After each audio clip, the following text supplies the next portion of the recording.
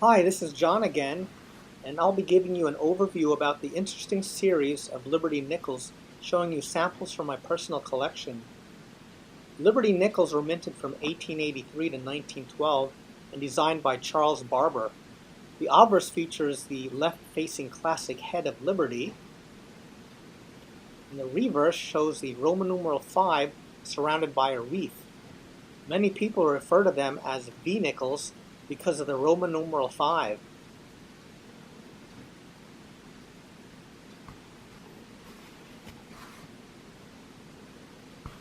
An interesting story is about what is known as a racketeer nickel. This was the original 1883 nickel that had been gold-plated to simulate a $5 gold piece. These were passed to unsuspecting people as the first nickels didn't have the denomination spelled out. Some coins were even given a reeded edge to add to the deception. However, there is no guarantee that the coins today sold as racketeer nickels were plated in 1883. The mint made Barber modify the design when he added the word cents at the bottom of the reverse design. When rumors stated that the Treasury Department may recall them, the public hoarded these original no-cent nickels, thinking that they would be rare. This is the reason you see many of the 1883 no-cent coins in high-grade conditions in comparison to all other years. So this may have been an original racketeer nickel. Notice the worn-out dark traces of plating, and here you can see the reeded edge. Thus, for the type collector, there are only two of the series to collect: the 1883 no cents and the 1883 and any of the 1883 to 1912 with cents. So you can notice the word cents at 6 o'clock. So here's what some uncirculated coins look like. This is a 1912 PCGS MS62, a couple bag marks there, but definitely uncirculated. Knowledge is the key to success in coin collecting. Here's a 1912 MS63 NGC. The value of a coin is determined by the date and condition. The Red Book or coin magazines are a start by matching the date and condition with a price guide. Careful analysis must be given to the condition of the coin, as minor differences in grade can mean a significant difference in a coin's value.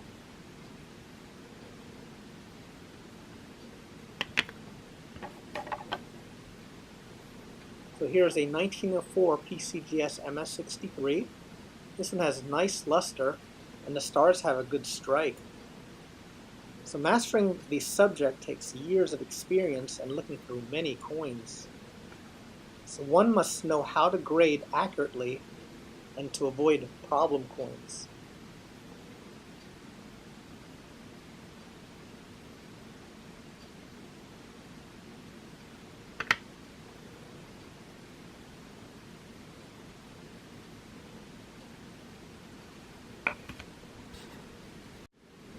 Here is a brief overview of the grading of Liberty Nickels, concentrating mostly on the obverse. All these coins here are in good condition. Notice that the Liberty head is well outlined, but there are no details on the head. The word Liberty is totally obliterated. In the reverse, the rim may be worn down to the tops of the letters. These coins here are in very good condition. For very good, at least 3 letters in Liberty is legible. So here you could see the ERT. Here you could see all of Liberty except the letter I. These are all very good condition coins. And in the reverse, E pluribus unum is weak. Now the coins here are in fine condition.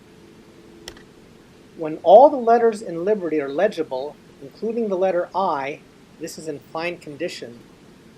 But the whole word is still weak, but complete. Half of the hair details are visible. In the reverse, now you can see that the wreath is becoming sharply outlined.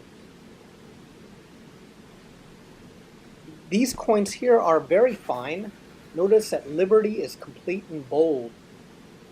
Now look at the hair. The hair will show 75% of the detail.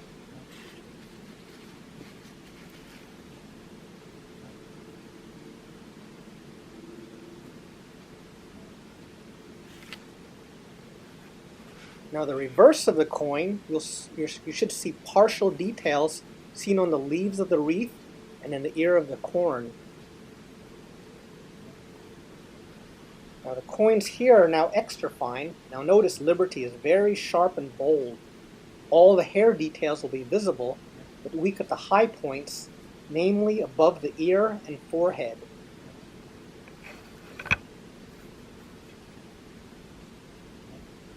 That's a pretty coin.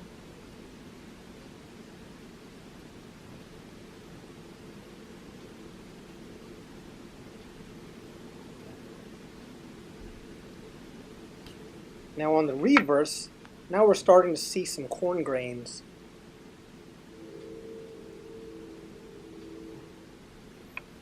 The next series of coins are about uncirculated.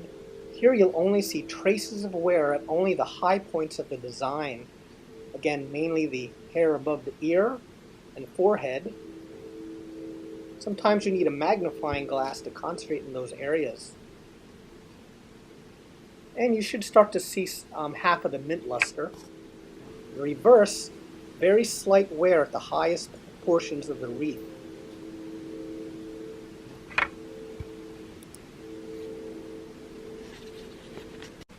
Here's one of my original first collections that I assembled when I was in junior high and high school.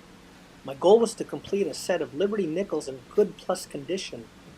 It was fun and great experience during my youth to search for dates, looking for eye-appealing, problem-free coins, and upgrading them when I found a better one. 1885 is a key date, and a stopper for many collections. This is way out of my price range in my high school years. So the key dates in this series is 1885, 1886, and 1912S. Others are easy to obtain. By far, the huge majority of existing nickels are in about good to good condition, and the majority are problem coins.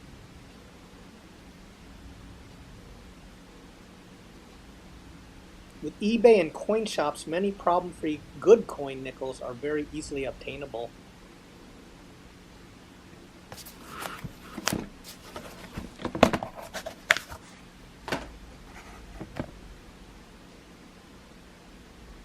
So at the turn of the century, with a booming economy and coin-operated machines saw increased demand for nickels, and many were produced. Thus, Liberty nickels in the 1900s are plentiful. In fact, you can complete 70% of the set for less than $10 a coin.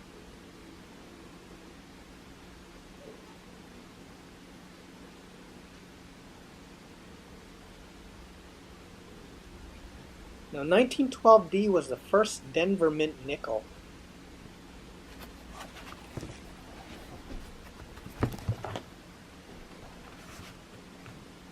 Now, the mint mark is found at the lower left by the dot.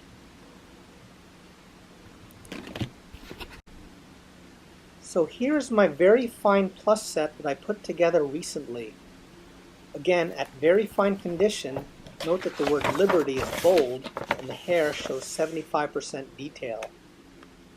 Now, nickels were not widely collected back then from circulation, as collectors acquired proofs from the mint.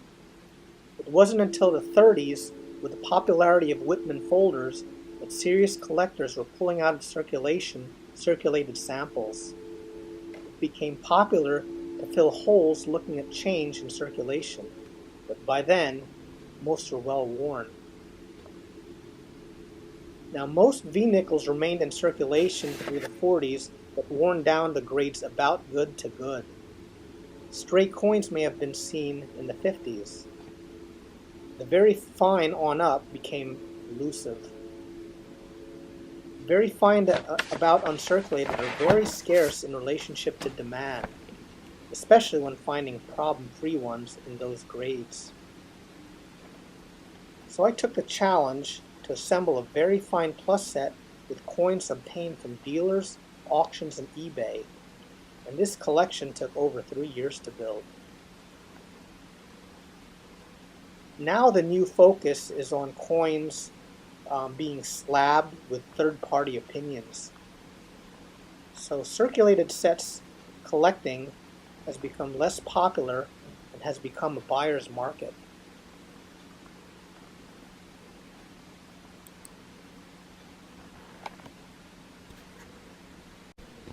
Now lastly, I will show you some of the key dates that I got over the past few years. I use the Red Book as a ballpark estimate and may pay slightly over Red Book value for an eye-appealing coin instead of, for example, 25% less for a problem coin. Now, monthly coin magazines and eBay will give a more current and accurate value of the coins. It is best to look through as many Nichols as you can and master basic grading. Take your time and enjoy and learn from the experience in searching for the right coin at a reasonable price. There are a lot of sleepers in coins in relationship to its rarity.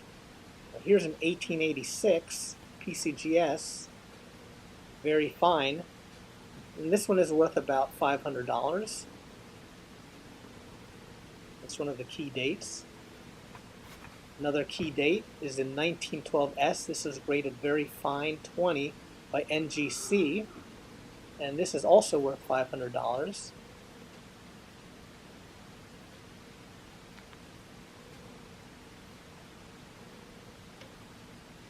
And lastly, the 1885, the key date. This is in good condition, problem-free, eye-appealing, and that's worth also $500. So I hope you enjoy this video on the Liberty Nickel Guide.